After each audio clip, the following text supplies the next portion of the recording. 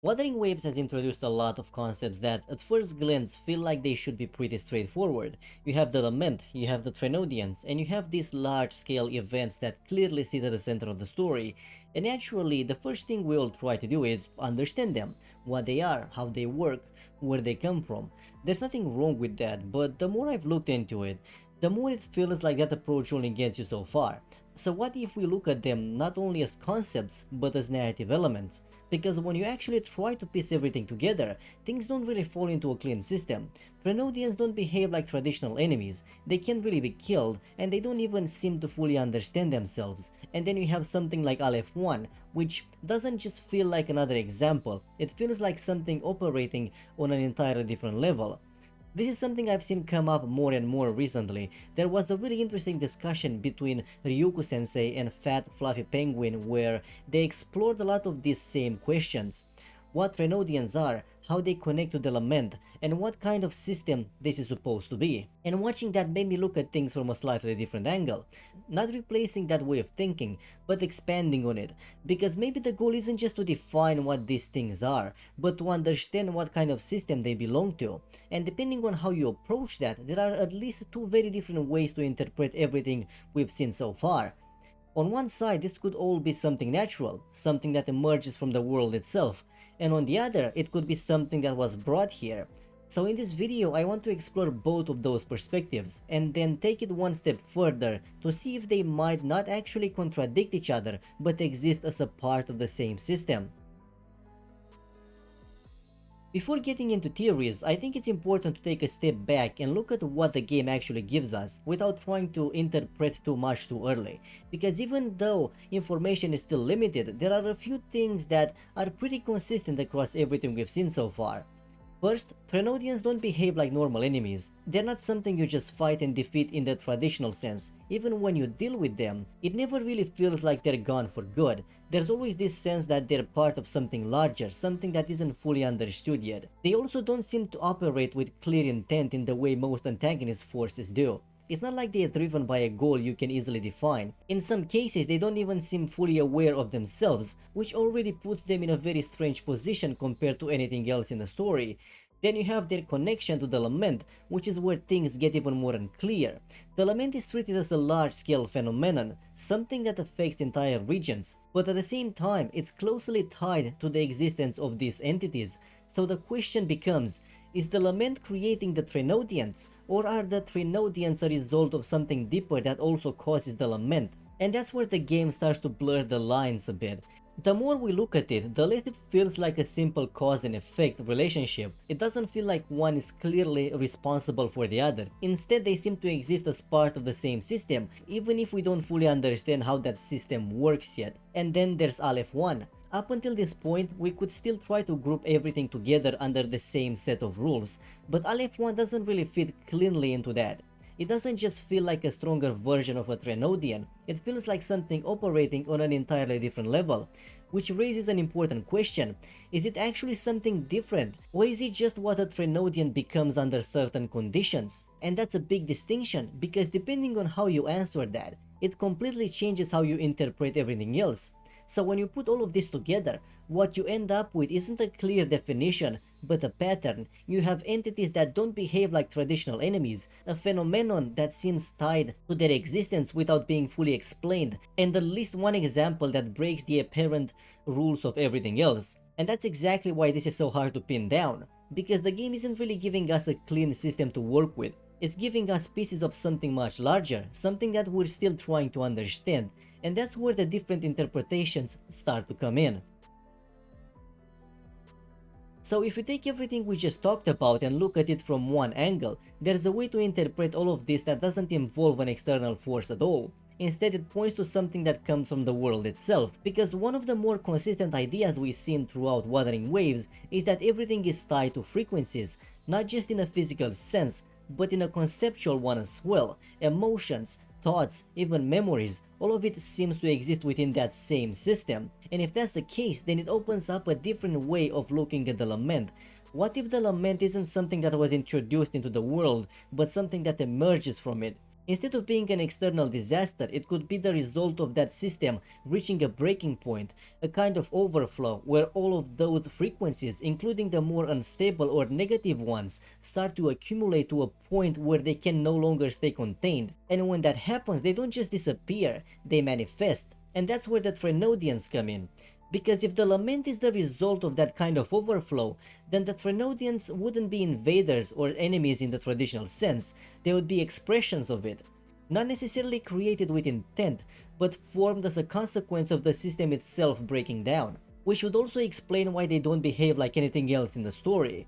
They're not following a goal, they're not acting with purpose, they simply exist because something in the world allowed them to. And when you look at it that way, the relationship between the Lament and the Threnodians start to make a lot more sense. It's not a matter of one causing the other, but both being part of the same process, two outcomes of the same underlying system. We can even take it one step further. If this is really something that builds over time, then the Lament might not just be a random occurrence, it could be something closer to a natural endpoint, not in the sense that it's meant to happen, but in the sense that it eventually will, once a world reaches a certain point. And that's where this starts to resemble something like a great filter, a stage where a civilization either finds a way to stabilize itself, or collapses under the weight of everything it's built. In that context, the Threnodians become something even more interesting.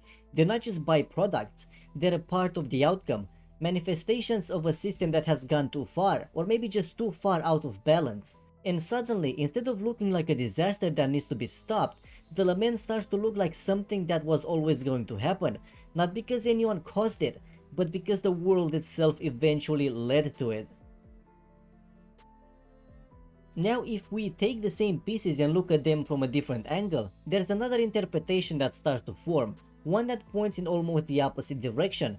Because instead of something emerging from the world itself, this could also be something that was brought into it. And the idea for this doesn't come out of nowhere. We already know that Rover didn't just appear in this world by accident, that there's some kind of larger context or faction behind them, even if we don't fully understand it yet. So if it's possible for someone like Rover to be sent here for a purpose, then it's not that much of a stretch to imagine that something else could be sent here as well. And that's where the Threnodian starts to look very different. Because instead of being manifestations of the world, they could be entities that arrived from the outside of it, carrying the Lament with them. In that context, the Lament wouldn't be a natural phenomenon, it would be a tool, something introduced into the world either intentionally or as a consequence of something else, that spreads and destabilizes everything it comes into contact with. And that would also explain why it feels so difficult to define, because it's not something that belongs to the world in the first place, it's something interacting with it from the outside. The Threnodians then wouldn't just be expressions of a system breaking down, they would be a part of whatever brought that disruption in. Carriers, extensions, or even agents of something larger we haven't fully seen yet. And if we follow that idea further, it opens up a much bigger possibility, because if there's something sending forces into this world, then it raises a question of why. One possibility is that this is a part of a larger conflict, that somewhere out there are opposing forces or civilizations, and this world is just one point where that conflict is playing out. On one side you have something trying to preserve or stabilize it, which could be where Rover comes in, and on the other something that does the opposite. Something that introduces the Lament, sends entities like the Threnodians and gradually pushes the world towards collapse. And if that's the case, then what we're seeing isn't just a natural cycle or a system reaching its limits, it's part of something much bigger, not a world reacting to itself, but a world being acted upon. Now, up to this point, both of those interpretations can stand on their own. You can look at the Lament and the Threnodians as something that emerges from the world itself, or as something that was introduced into it from the outside, and depending on which direction you lean toward, the entire system starts to take on a very different meaning. But there's one element that doesn't fit cleanly into either explanation, and that's Aleph 1. Because Aleph 1 doesn't just feel like a stronger version of what we've seen before. It doesn't behave like a typical Threnodian, and it doesn't really fit into the simple category of same thing but more powerful. It feels like something else entirely. And the easiest conclusion to draw from that is that it's different, that it belongs to a separate class of entities, something above or beyond the rest. But I'm not sure that's actually the case. If we look at it from a slightly different angle, there's another possibility. What if Aleph 1 isn't a different kind of being, but the same kind, just at a completely different stage. Instead of thinking of Threnodians as isolated entities, we could think of them as part of a progression, something that doesn't just appear or disappear, but grows over time. And if that's true, then the behavior we've been seeing starts to make a bit more sense. If they're not meant to be defeated in a conventional way, if they don't operate with a clear or consistent intent, then maybe that's because their role isn't to act like enemies. Maybe their role is to exist, to persist, and to evolve. And if you follow that idea further, it leads to a much larger implication, because what happens if something like that is left unchecked? If it continues to exist, continues to interact with the world, continues to grow without any real limitation, then eventually it doesn't just remain a local problem, it becomes something much bigger, something that doesn't just affect a region or a city or even a single world, something that could, in theory, move beyond that. And that's where Aleph 1 starts to make more sense, not as an exception, but as a result, a point in that progression where the scale has simply gone beyond anything we've seen before. So instead of asking why Aleph 1 feels so different, the more interesting question becomes, what if this is what a Threnodian becomes when it's allowed to fully develop? And if that's even partially true, then it changes how you look at everything else. Because now the Lament isn't just a phenomenon, and the Threnodians aren't just isolated entities, they're part of something that builds, something that grows, something that doesn't necessarily stop unless something stops it. And suddenly, this isn't just about understanding what they are anymore, it's about understanding where they lead. Now up to this point, those two interpretations might seem like they contradict each other. On one side, you have the idea that the Lament and the Threnodians are something natural, a result of the world itself reaching a certain state, and on the other, you have the possibility that they were introduced from the outside, something brought into this world by a larger force. But the more I think about it, the less those two ideas feel like opposites, and the more they start to feel like they could exist at the same time. Because if something like the Lament is, at its core, a natural system, something tied to how this world functions, how it accumulates and processes everything within it, then that doesn't mean it can't also be used. It just means that someone at some point might have figured out how it works, and if that's the case, then the external theory doesn't replace the natural one, it builds on top of it. The Lament could still be something that originates from the world itself, a kind of instability or overflow or endpoint that exists as part of its natural structure. But instead of being something that simply happens on its own, it becomes something that can be triggered, accelerated, or directed. And that's where the Threnodians start to take on a different role, because they wouldn't just be random manifestations, and they wouldn't just be invading entities either. They would be part of that system, but also tools within it. Something that exists naturally, but can also be shaped, influenced, or even deployed. And when you look at it that way, both sides start to reinforce each other instead of conflicting. The natural system explains why the Lament exists at all, and the external influence explains why it might appear in the way it does. It also fits with everything we've seen so far, because nothing in the story feels completely random, but at the same time nothing feels fully controlled either. There's always this balance between something that's happening on its own and something that's being pushed in a certain direction. And if that's intentional, then it suggests that what we're looking at isn't a simple system with a single cause. It's something layered, something that can exist on its own, but can also be acted upon. Which brings everything back to the same point.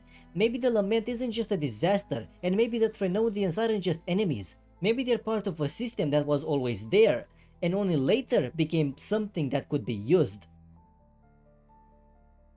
When we take all of this together, I don't think the most interesting part is which interpretation ends up being correct. Whether the Lament is something natural, something introduced, or some combination of both, that answer eventually the story will give us. What stands out more to me is the way the game is choosing to present it, because nothing here is framed in a way that's easy to define. You're not given a clear system with fixed rules. You're not told exactly how things work, and you're not given a clean explanation that ties everything together right away. Instead, everything is layered. You get pieces of information, different perspectives, fragments that don't fully align at first, and it's up to you to make sense of how they fit together. And I think that's intentional, because it creates a different kind of engagement with the story. You're not just following a sequence of events, you're actively trying to understand the world itself, how it works, what drives it, and where it might be heading. and more importantly, it allows the story to grow without locking itself into a single explanation too early. If everything was clearly defined from the start, then every new development would have to fit into that structure, but by keeping things open, by allowing multiple interpretations to exist at the same time, the story has room to expand. It can introduce new ideas, shift perspectives, and recontextualize what we've already seen without breaking its own logic. And that's what gives me confidence in where this is going, because it doesn't feel like the story is being built around isolated moments or individual reveals. It feels like it's building a system first and letting everything else come from that. And if that's the case, then what we're seeing now isn't just a setup for a future plot point, it's a foundation for something much bigger, something that isn't meant to be understood all at once, but gradually, piece by piece, as the story continues. So yeah, those are my thoughts on the Lament and the Threnodians for now. Like I said, this is one of those topics where we're still missing a lot of pieces, so I'm sure some of this is going to change as the story moves forward. But honestly, I think that's part of what makes it interesting in the first place. The fact that there isn't a single clear answer yet. I'm really curious how you guys see this, though. Do you lean more towards this being something natural, something that comes from the world itself? Or do you think it's more likely that this is part of something external, something that was brought into it? Or maybe you think it's something completely different? Also, like I mentioned earlier, this video was partially inspired by that discussion between Ryuko-sensei and Fat Fluffy Penguin, and I do want to take a look at the other perspective they talked about in a separate video as well, because I think there's a lot more to unpack here. If you enjoy this kind of more theory-focused breakdown, feel free to like the video or subscribe. I'm planning to cover more of Wuthering Waves as the story continues, especially as we start getting more answers around all of this. As always, thanks for watching, and I'll see you in the next one.